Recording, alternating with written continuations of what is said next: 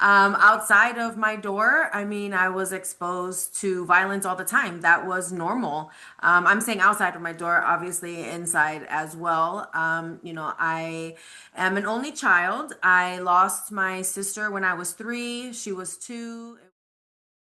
Okay. Hello, welcome back to all of my wonderful Courage, Confidence, and Connections podcast fans. I am Janice Debo, your host for my show, and today we're going to get into a tough topic for a lot of people. And my guest today is Agape Garcia. And first time I met her, I said I just love that's her name, Agape. I think it's beautiful. So welcome to my show, and we're going to dive into the topic of domestic violence and talk about how her life and what she does now. Welcome, Agape. Thank you so much for having me here. It's an honor and a pleasure. Thank you. Oh, you're welcome. And this is a topic that uh, we probably won't break out in tears or scream and yell or anything. But if you've gone through what we've been through, we've done that already, and a lot of it.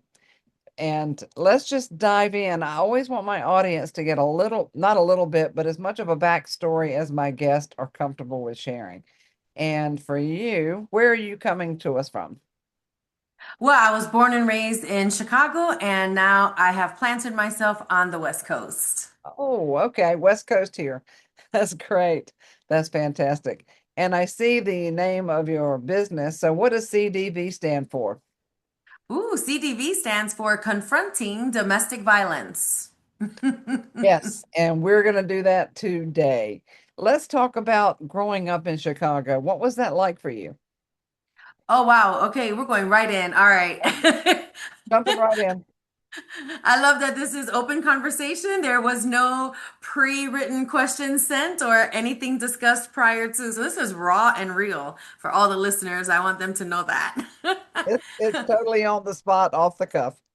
Love it. All right. So, growing up in Chicago, I was there 27 years before I left. And so that was in the 90s that I was, growing up. And for those that grew up in Chicago in the 90s or that heard what was going on in Chicago on the news during the 90s, everyone knows that was the worst place to be.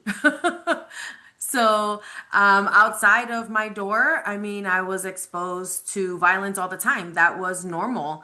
I'm saying outside of my door, obviously inside as well. I am an only child. I lost my sister when I was 3. She was 2. It was from cancer, but that was in, 1980. So cancer wasn't defined as it is today. And so my mom left when I was 2 years old. My sister was 1. So it was pretty rough. It was pretty rough from the beginning. And so I would have to say that, you know, my dad, who I forgive and love today, I understand that he suffered a great loss. He lost his baby girl and he lost his wife and he was left with me. Mm. And so his way of coping was working and being a part of different sports and hanging out with his friends. So I really was alone most of my life until I hit school, first grade, kindergarten, first grade. That was it. You really didn't see much of me. I was welcomed into so many homes through friends when they found out that I didn't have a mom and that my dad was like not around. I was just brought in. I have so many homes and families and mommies that I call today. And because of them, because it was that rough neighborhood, because it was violence every turn, every corner, every time of the day or night, I understood that you needed to protect yourself at all costs. And although violence was very normal, I knew by the time I had my daughter at a very young age, 18, Mm. I knew that that was not what I wanted in my life anymore. Wow. So did you experience violence in the home with your dad going through all that? Was that part of the problem? DCFS was at my home every year up until 8th grade. So yes, he was in karate and he loved to practice at home. Oh. So, there was a bit of that. And I'm sure that it was teachers that called because, I would go to school marked up. Mm, Yeah. yeah. And Wow. then teenage years, that's what I understood love was. So, you know, but now I'm fighting back. So, my first love, which is the father of my, firstborn, it was very toxic. It was very abusive, verbally, emotionally, physically. I mean, you name it, it was everything, everything. Oh my goodness. And one thing that, and of course, I've been through everything but the physical. Now, the house took the brunt of it. I didn't. But the emotional abuse does more damage than people would like to give credit for, because it's gaslighting, it's all kinds of verbal abuse that we experience. And to help people understand. As a matter of fact, I'll tell a little story. When I was interviewing Chaplain her name gets me every time, Tamia Dow, she was a Las Vegas detective handling domestic violence. Well, after our interview, and we talked about a lot of this stuff, I told her what I went through, and I said, "This is how I said it, but it wasn't physical. It was just." She goes, "Stop." It's abuse is abuse, whether you're physically abused, which is horrible, or usually it all goes together if the physical is there. Because um from in my case, the house took a beating, walls and doors and stuff like that. But really, how do you speak to people about it's so they didn't lay a hand on you? So let's talk about the fact that you deal with emotional and the verbal abuse and how it impacts us. Well, yeah, that chips away at your self-esteem. It chips away at your full understanding of who you are. You start to question your core. You question yourself. And, a lot of questions that I ask people, that I come into, that I cross paths with, I ask those questions. Do you find yourself happy more often than not, or do you find yourself sad and questioning yourself more often than not? Because that balance right there, you know yourself better than anybody else. You're going to know what your percentage is. I mean, it's not going to be 50-50. If you're in that type of situation, you're going to know. You're going to know. Are you happy most of the time, or are you sad most of the time? Mm-hmm. Mm-hmm. And that right there starts to kind of open your eyes to, like, okay, so what am I really experiencing? And some people, when they really lose their identity, right? And Mm-hmm. they're questioning, who am I? Who am I really now? I said, listen, that's normal. That's totally fine. I'll meet you where you're at. And let me ask you, who are you not? Because when you're confused about who you are, you're pretty clear on who you're not. And Right. we can start right there. We can start right there. Yep. And that's good. And so I want to talk about how, you grew up and you were a bit of a punching bag for the situation you were in. So you thought that was love. And for me, there was a lot of verbal, lot of anger and stuff like that in the house I grew up in. I didn't see any physical violence, but to love to me was that's what I saw in my parents. They were at each other. So let's talk about how what we see growing up as kids puts us in a position to think love is what we saw growing up. And so that for you, that would lead to the first person that you were with, the father of your daughter. And so your perception of, let's talk about the perception of love from that angle. Hmm. Interesting. So I would have to say that I believe, looking back and with understanding what I do today, Mhm. that the only form of love I understood as a little girl was that physical, Mhm. right? So when I got to that teenage space and it was verbal, physical was my, our response, I'm saying my response because I take accountability for my actions, but that was it was our response. Mhm. So verbal, I, when you're getting offended or disrespected. And Mhm. for me, I understood that, hitting back was okay. pushing or aggressing was okay, because I guess now that I'm talking about it, yeah, I'm sure that there was verbal exchanges between my father and I at that time that led to physical, because if I was being practiced on, of course I'm aggressing back or play fighting. And I'm sure that as a little girl, I had some aggressive words to say because I didn't know how to express my emotions either. Here Yeah. I am without a mother. Here Mm-hmm. I am without my sister. And here I am now getting choked up about it. Well, Um, but that's okay. We're you real. know, We're real. yeah, and receiving the only parental that I have, the only parent that I have, that's the love that I was receiving. Yeah. So, again, looking back today, understanding what I do now, I'm sure that verbal was a part of it. I just didn't comprehend it back then, and there was um no capacity to even identify it or have awareness of it at that teenage years. I just knew you're disrespecting me. Okay, let's go. Let's go. Good. you know. Yeah.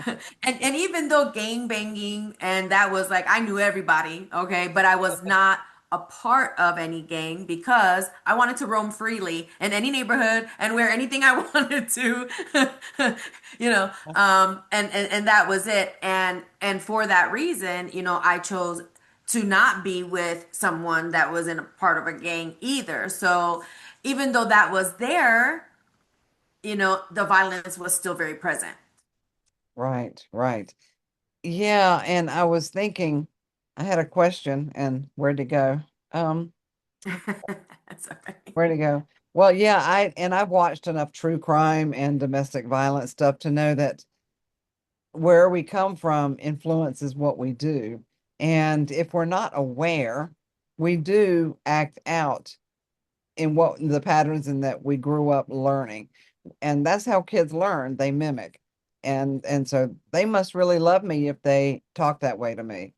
And thankfully I had healed some before that marriage, but apparently not enough because boy, did I step into it. I jokingly say I stepped from the frying pan into the fire because the one before that wasn't very good, but this one was over the top.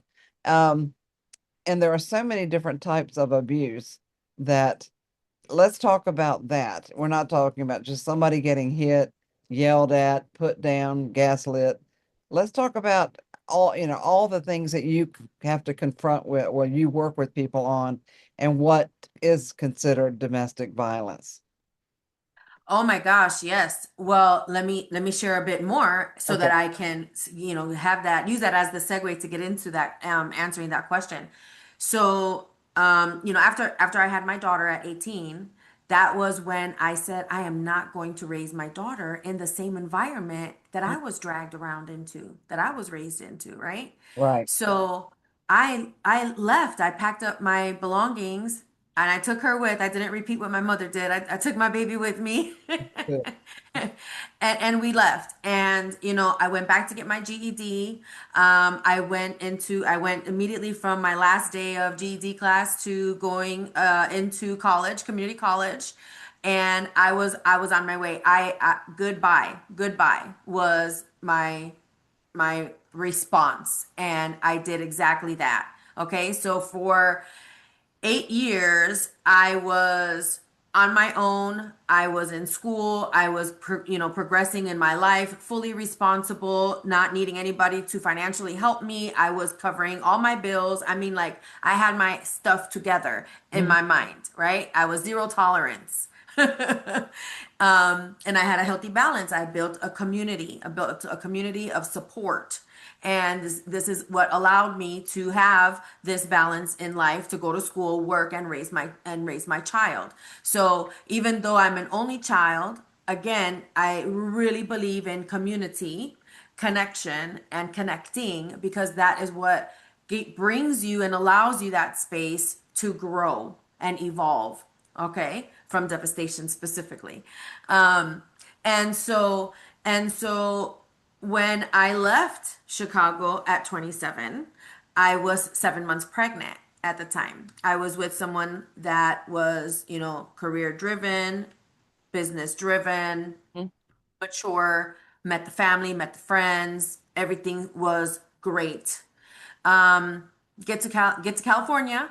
Okay. Within 45 days, I'm unpacking. I come across the belongings of someone else. And when I asked him about it, I was physically attacked. I was accused of going through his personal belongings and I was physically attacked. So at 8 months pregnant, 1,000 miles away from home, no family, no friends, nothing, new environment, here I am fighting for my life. Mm, So now I understand that I was with a narcissist. He was silent. He waited for me to be fully dependent on him financially, leave my community, my family, my friends, everything that I knew and had to support me, help me, defend me, whatever, behind.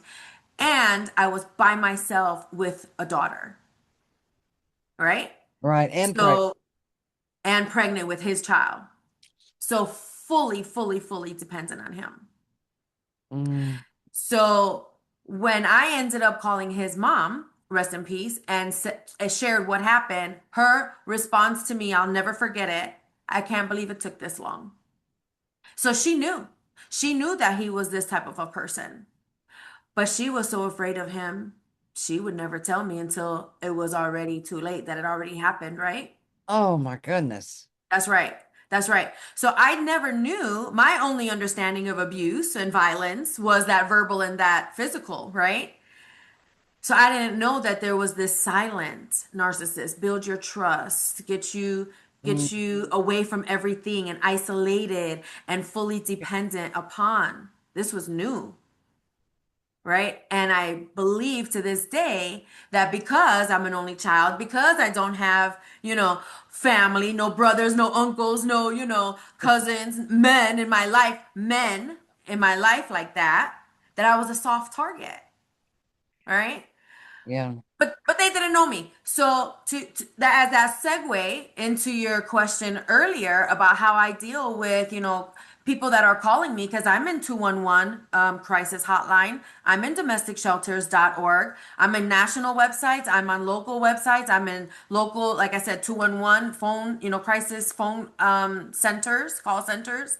And so I am meeting people where they're at. I am meeting them most of the time in their moment of crisis. Mm, And I have to identify quickly where they're at mentally and emotionally so that I can talk to them in a way that I am relating and connecting. I want you to know that I understand because I've been there. I want you to know that you're talking to someone that completely identifies with what you're going through. And I'm here to listen, believe, and help you get to what you need right now. Because what you need right now, as soon as you get that, you'll be able to think about the next thing that you need.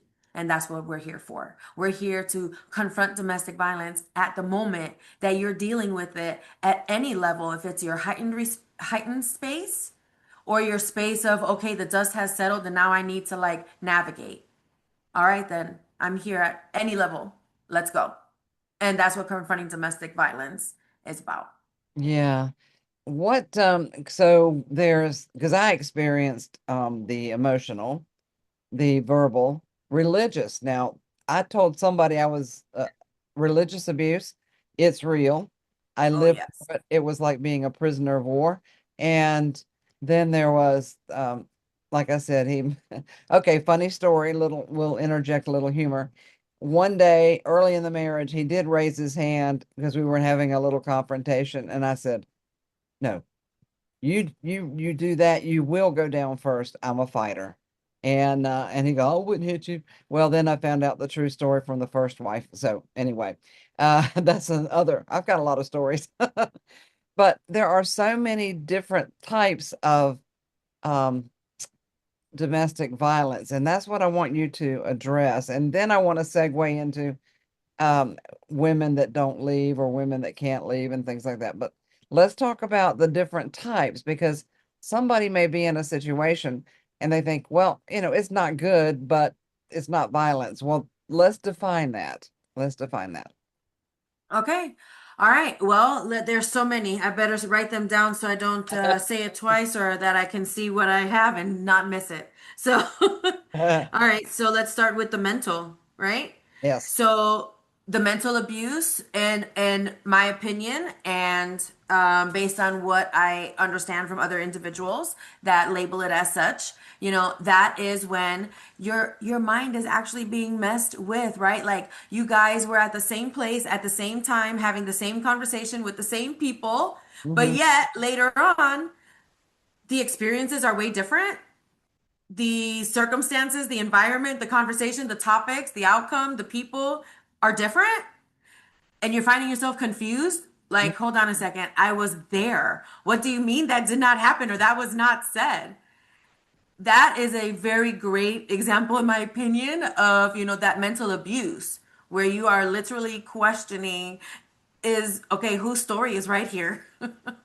Is that what is termed as gaslighting?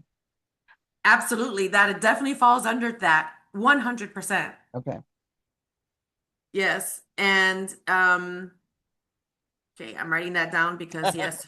So and absolutely they're tied together. All right. And I will talk about how mental is a part of every other component. Yes. Okay? So that's why we started with that one there. All right, so emotional. Hmm. All right, so the emotional side of the abuse, where your self-esteem is being, chipped away at. You're questioning, who am I? Your confidence is being brought down. You're questioning yourself. Some jokes maybe about how you look or how you're talking or where you're from, those types of things may also be joking for them, but it's feeling hurtful to you, and that's not funny. No, It's I not funny. no. Sorry, go ahead. Oh no, I experienced that because then they turn around and say, "Oh, I was just kidding. Can't you take a Exactly. can't you take a joke?" Yeah. Yep, exactly. And thank you for saying that because that's a perfect example too. So if they're laughing, you're not, and you're sharing that you're hurt behind it, and that's their response, that is definitely the red flag right there. Perfect example. Okay. Now let's talk about that spiritual again. So, I never talk about my ex-husband. I just talk about the other two. But I was married to a man that wore the collar. And Okay. I will definitely say that, biblical abuse, spiritual abuse was definitely a part of that because I was consistently reminded of verses and told what it was supposed to be or what it is. Mm. And that is a huge manipulation of what spiritual abuse really looks like, in my opinion. And also, a lot of people know that you can go to church and there's a lot of support that you can get there, and confidential conversations that you can have with specific individuals. And if that becomes a problem, your religion, your spirituality, what you follow, the doctrine that you read, again, that is spiritual abuse that chips away at that emotional and mental space. Who am I? Am I doing this right? Is what I'm following or believing, good? Is it good for us? Are you questioning who you are to be in this relationship with this other individual? Mm. It's all tied together. But Mm. spiritual abuse is real, and those are perfect examples as well. And you said you had some of that too. I did. And I mean, we met in a Bible college, but let me tell you, it's probably safer to meet them in a bar. Um, Oh my gosh. yeah, well, seriously. And that was fine because we quit the school together, and it just became something. And I'd experienced other types of religious abuse in churches and such. But then he had a psychotic break 7 years into the marriage. And one day he just was different, and he had multiple brain injuries. So I don't know, I thought he had a brain tumor or something. But all of a sudden, you know, I'm ungodly. Uh, you know, I'm walking away from blah, blah, blah. And then, which I started to get enlightenment of the real type of spirituality. So he would take, he had this big fancy stereo system, big speakers, the kinds that could blow the windows out of the house. Yeah. Yeah. So he would put on his worship music or his preaching so loud that I had to get noise canceling headphones. It was so bad. I couldn't get away from it unless I left the house. And it just vibrated the windows, and he would turn it up to torture me. He would do that. And he would leave it on for hours, and there seemed to be no way I could, unless I left. So it was like being in a prison camp, and yeah. So there's a lot of ways that you can be abused, and throwing Bible verses at you. Oh yeah. Oh yeah. What's wrong Yeah. with you? You changed. You're not who I thought you were, blah blah blah. Yep. Yep. Yep. It's crazy. And thank you for sharing. I love that we're having conversation and then we can do this together. Yes. You know? Oh gosh, yeah, that's so to me that's so like to the core, emotional, spiritual, like the silent, Mm-hmm. abuse Mm-hmm.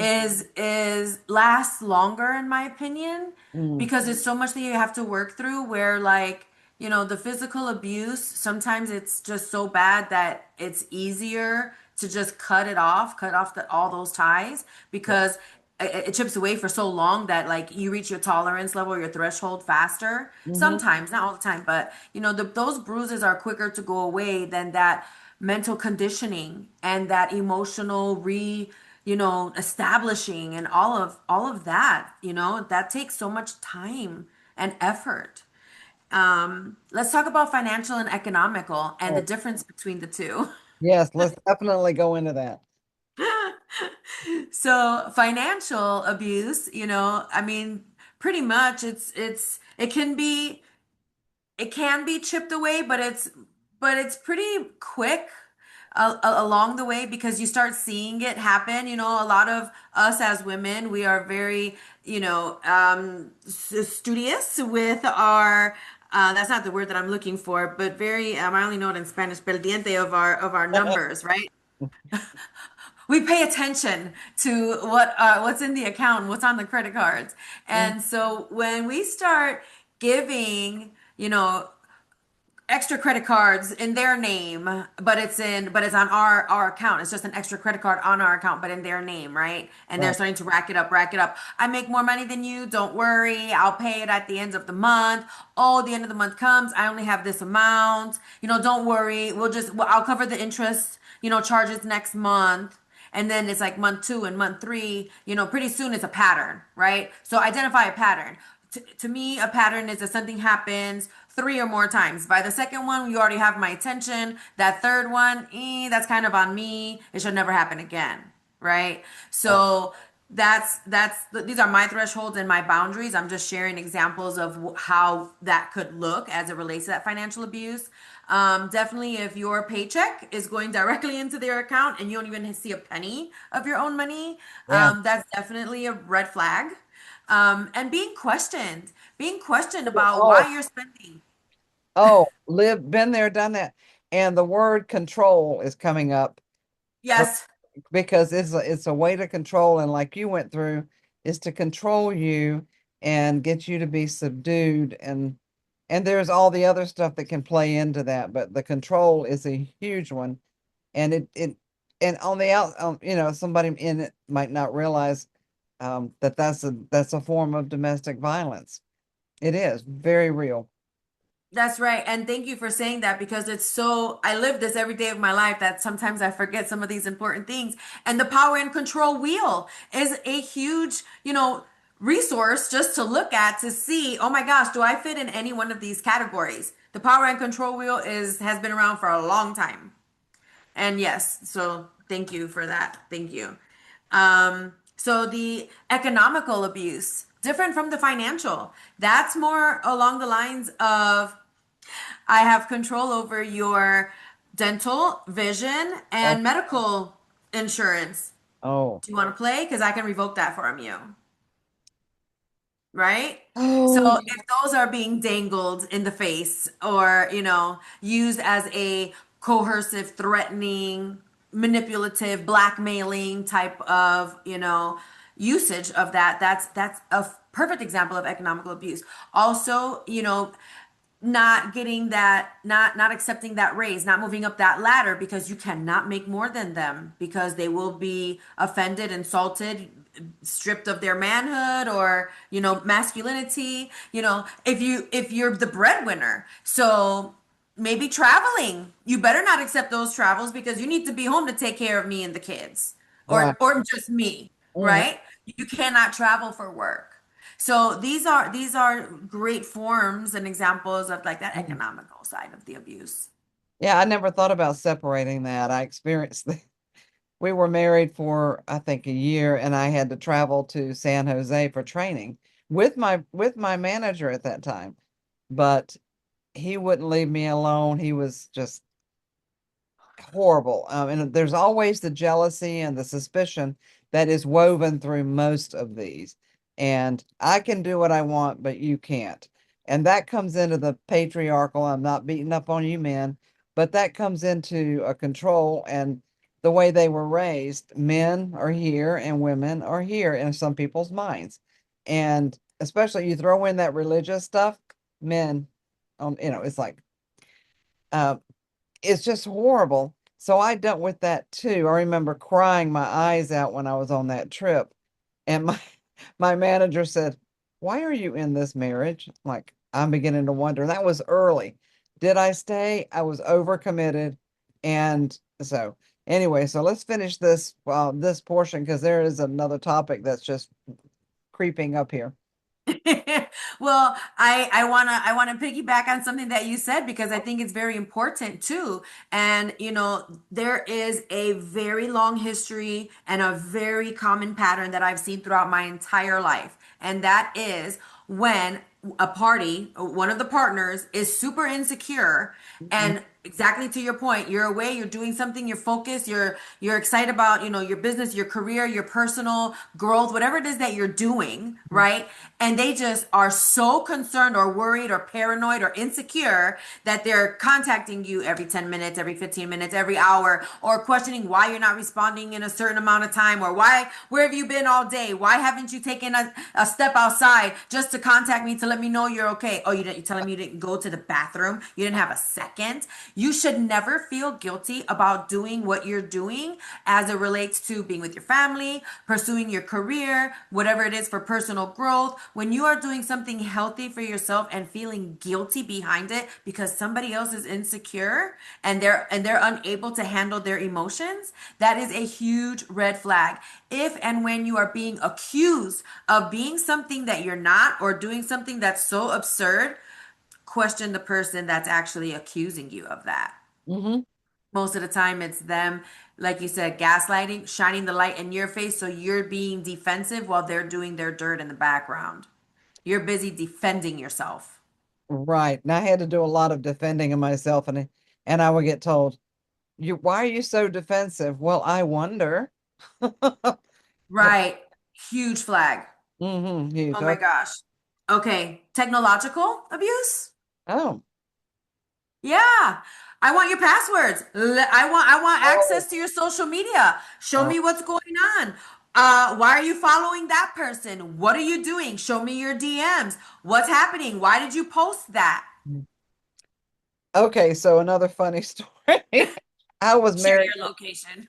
I was married to a real nutcase. Well, I never gave him access to anything, but we had common Facebook friends at the time. Now we have no contact.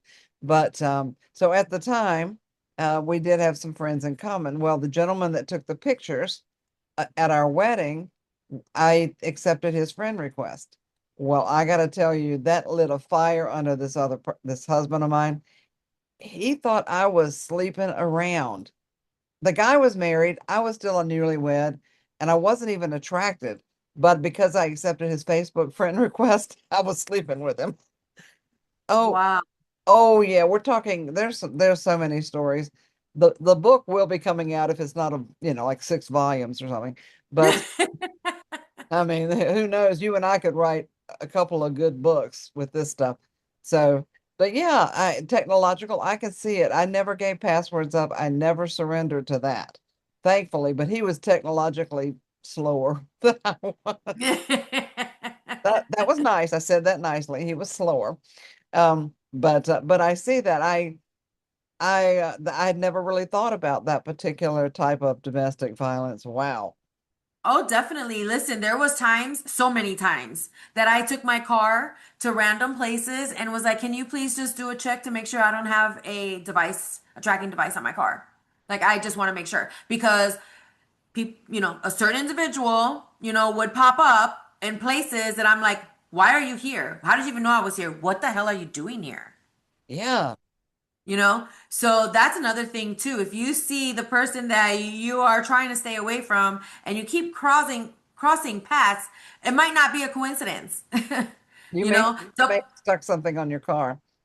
yeah, that's right. And double check, make sure you're not sharing your location from your phone, because sometimes people do that, Right. and that's something that they forget that they do. So that's another like way of technological abuse. Let's go into legal abuse.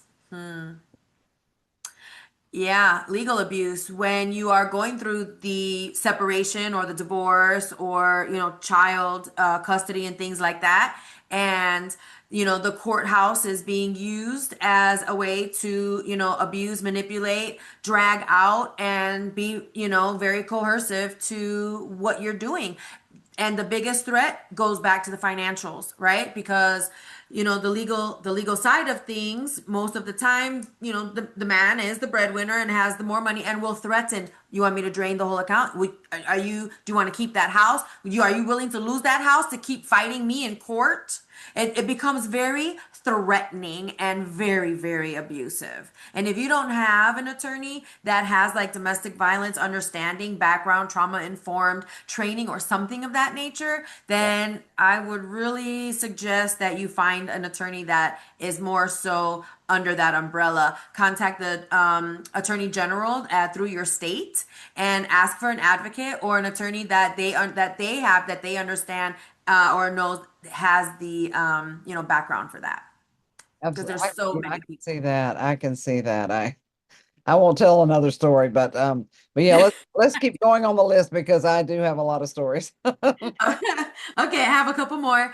Medical abuse, right? So if you were had a surgery, if you were, something unexpected happened, or something that was, planned and expected happened, medically speaking, and now are relying on your partner to be, a caregiving Oh, partner, even though it may be short term or not, it doesn't matter. Now it's such a burden on them. They don't know how to handle it. And now they're manipulating, blackmailing, and being power and control over your medication, over your oh, bathing, over your eating, over your dressing, over your hygiene. mm, Yeah, yeah. that's definitely medical caregiving abuse for sure. And you're vulnerable, very vulnerable in that Oh state. my gosh, absolutely. Yes, 100%. And I have stories too, but Yeah, I got we a don't have couple more time. topics I want to address. So, Yeah.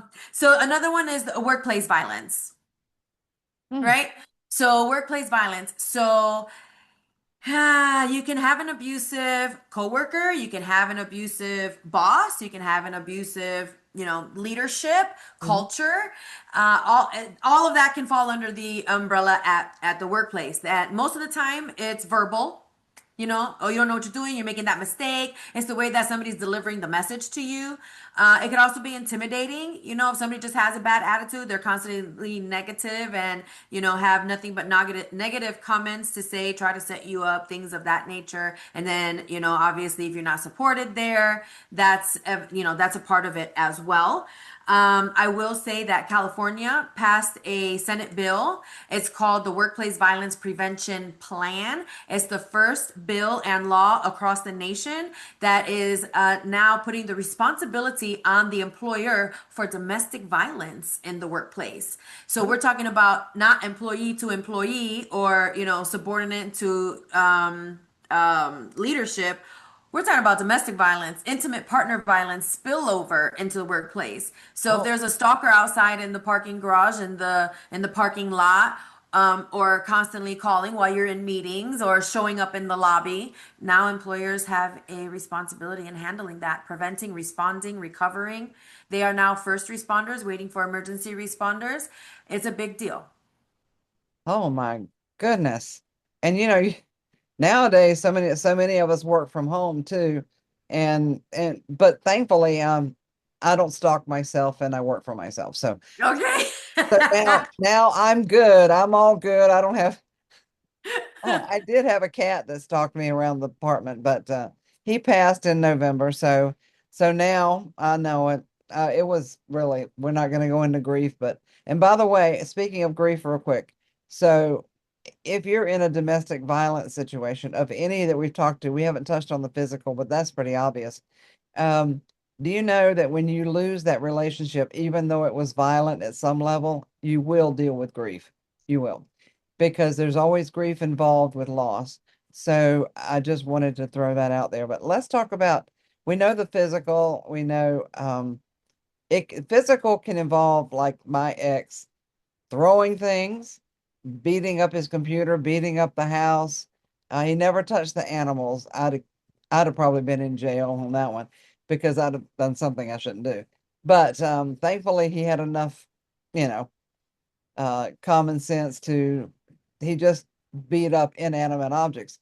But if he doesn't touch you and he's beating up things around you and you feel threatened, that is domestic violence, whether you ever get hit or not. But if you do get hit, it is time to really think about getting out of there. So let's talk about getting out of there, because there are a lot of opinions, and there have been women who stayed because they were afraid to leave and they lost their lives. That's happened more than we could ever count. I'm, how do you handle people that women, they can't, or people that they just don't know how to get out?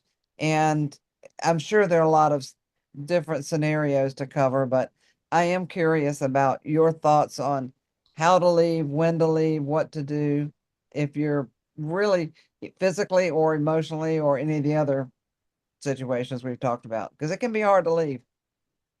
That's right. And thank you for bringing up the animals. That's something I didn't touch on, and that definitely falls under, the emotional side and physical side, right? Because if you're hitting the animals or threatening to hurt the animals, Mhm. or the kids, Yeah, or getting thrown out of the house, that's, not just one person's, or if it is just theirs, there's so many examples.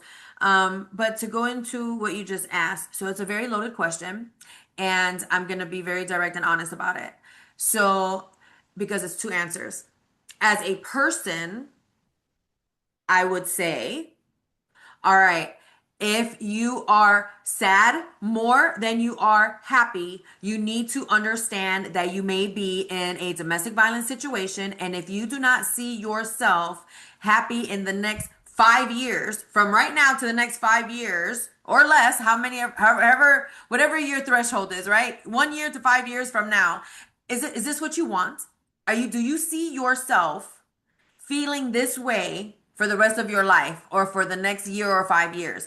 Is this what you want? Right? It's questioning what you want, right? So that's all on a personal level. Obviously, if you're getting hit, you know, it's as a friend or loved one, I'm going to ask you how much more of that would yeah, you like? Because the more you stay, the longer you will receive it. If you do not have something in your brain or on the calendar that says no more as of this day, then you're leaving it open ended. right. We all have a threshold. Why we as women wait until we reach our threshold most of the time, I don't know. My assumption is love. We are blinded by emotions, and our desires are bigger and blinding us from reality. That's just my opinion based on our emotions. They will blind us with that, with our desires being bigger than reality. Mhm. Back to the financials. If you do not have control of your financials, that means that you cannot leave when you're ready to leave. So you might want to figure out how to take care of that as fast as possible. And if you are in fear of your life because of doing that, then pack your bags and go. Go to family, go somewhere where you know you can go safely. And I say that under any one of these examples that we gave of domestic violence. Mhm. Okay. That's me as a person. as an organization, confronting domestic violence, I cannot convince you to do something you're not ready to do. Yeah. I can't. Because we are positioned to help you when you're ready for that help. Because as this survivor of a double attempted homicide, I made over 800 1-800 phone calls before I got to someone that I needed. And by that time, all of these other things were already falling through the cracks. Mm, So, confronting domestic violence is here to bridge those gaps. When you're ready and you know what it is that you need, we're going to connect you to what that is. So, you don't have to wait 800 times to make a phone call. So, you don't have to wait months, years, weeks on end before you get to what it is that you're looking for. We want to help you bridge these gaps as soon as possible so you can get to safety and sanity as quickly as possible. We cannot convince you it's time to go. On the personal side, absolutely. On the organizational side, we cannot.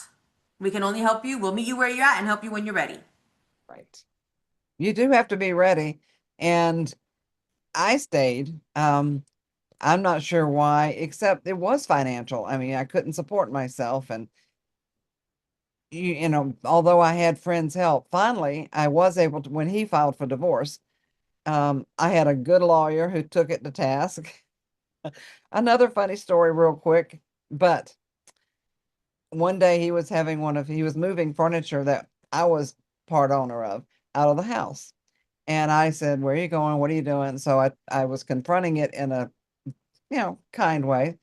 And then he went off on me and he went off bad. So I said, "If you keep it up, I'm calling my attorney." He goes, "No, I'll call mine first." So, but thankfully I got to the phone first. I called my attorney. He goes, "If he gets worse, call 911," which I'd done before anyway. But he said, "I'll call his lawyer." Well, before he could call his lawyer, my lawyer called his lawyer, who called him. And it got mighty quiet and somebody got really nice. So, There so you go. yeah. But as we wrap this up, I want to touch on the subject of boundaries because that became a real pivoting point in our relationship. When I started to set boundaries, things got worse. So let's just, we're going to wrap up with this topic of boundaries because everything we've talked about so far, boundaries have to be put in place, but you have to know how to manage your boundaries too. So would you speak on that topic? Yes, definitely. So one hmm, one thing that I put out there is love and respect, right? What would you rather have as a person? Would you rather have the world love you or would you have the world respect you? Mm, Okay. As a person for yourself, would you rather have yourself love yourself or would you rather have self respect? For your family, your most closest loved ones, what do you want? Love or respect, right? right. Because it may be different across those layers. Hmm. At the end of the day, for me personally, when there's respect, there's love. When there's love, there can still be disrespect, right? Yes. That's how a lot of this abuse that we just talked about today happens because we love, but here's all this abuse, right? Right. So domestic violence is not a social stigma anymore. It used to be for centuries. We've been fighting since the early 1800s to make it illegal, to have rights, to have it a crime, to have programs available, to have support groups, to have transitional, programs to help guide us through the emotional trauma, the physical trauma, the financial trauma, the devastation, all of that, right? Right. So the boundaries go back to what I said in the very beginning, and I love that this is full circle. It's very confusing on who you are when you come out of a domestic violence, traumatic, devastating situation, whether it was mental, physical, spiritual, financial, any of those things. It's so normal to know who you're not because you're trying to figure out who you are based on all this stuff that just happened. You have to rebuild your whole life. Right. Go back to who you're not. The moment you say, I know exactly who I'm not, regardless of who I don't know who I am. Your Yep. boundaries start right there. And as you evolve, your boundaries evolve with you. So when you decide, you know what? I don't care about being embarrassed or ashamed because there's nothing to be embarrassed or ashamed about. This has been going on for centuries. I'm going to call whoever my support person is, and I'm packing one bag as if I'm getting evacuated from a fire, taking my most important belongings to me, starting over because peace and sanity is worth way more than dealing with this. And I'm gone. Yes, And once you do that, you remember that moment of what you were thinking, feeling, desiring, and cutting off. And you write it down, you record it in your phone, you do whatever you need to do because you're gonna have to replay that many times. The moment you feel weak, or the moment you feel sad, or the moment where you're like, okay, I'll respond or I'll make that call. mhm, Remind yourself why you left. And exactly. that's boundaries. Exactly. So we got a couple more minutes, and I want to touch on that post-traumatic growth that you mentioned earlier. So let's do that as we wrap this up, because that's a good way to finish this, because you're gonna need that. You're gonna need that growth coming out of this. And believe me, this is something I'd never heard of. I've walked it, but I didn't know there was a name for it. And thank you for recognizing that you've walked it. Damn Mhm. right. Yeah. Damn right. You know, so PTSD, everybody is familiar with that. I mentioned earlier, I don't think that post-traumatic stress is a disorder. It's very disheartening that it's even labeled a disorder. If somebody sat here and kicked a dog until it died in front of us, we're all going to have PTSD. That was a traumatic experience, So it is just a normal, natural response to how we as humans respond to trauma and devastation in our lives. It's not a disorder. And that's my opinion. And so post traumatic growth is when we actually grow from the trauma that we endured, right? So if we are smarter, if we are sharing our wisdom, if we are doing things to make a difference, whether it's giving back, sharing our story, helping other people, communities, organizations, whatever that may be, we're wiser, we're stronger, and we're doing something about it. That is that growth. And as you mentioned, Janice, you are a living example, proof in the pudding that regardless of when it was, how long the trauma was, it is a journey. And at the end of the day, there is peace and solitude within, and we see the light because we got out. And that's Exactly. the growth. I know it's great, and that's what I'm all about is personal growth. And Yeah. and so to stay with the theme, we have talked about the courage it takes, the confidence you build, and the connections you need. And Agape Garcia, you are here to help so many people. I can't tell you enough. This has been healing for me just walking through some of this. And if somebody tells you that one of those things we talked about was not really domestic violence, it's probably your abuser. So, really, there are too many. If you got a red flag and if you've listened to this and all of a sudden you goes, well, they're doing that. And you're a man or a woman. It doesn't matter. It doesn't matter your sex, whatever. Somebody can be abusing you. If you, any of those flags hit, reach out. If you can't reach Agape, reach me and I'll get hold of her. But all of your contact information will be available at the end of the broadcast. And thank you for watching, audience. Agape, thank you from the bottom of my heart, because I want this, I want to help as many people as possible get out of this and grow into who they're meant to be. So I'm on that same mission. Thank you so much for having me here, for sharing, helping me share my story, and also talking about the organization. I had mentioned that Workplace Violence Prevention Plan in the state of California, we're offering compliance training to those organizations. So now we can provide that trauma informed training to leadership, mm, and we can reach the working class of survivors showing up while we fund our community programs to serve those as well. wonderful. Thank you so much. We'll see you on our next broadcast, audience. Thanks for joining and watching. Please like, share, comment, whatever. We appreciate you being here. Thank you.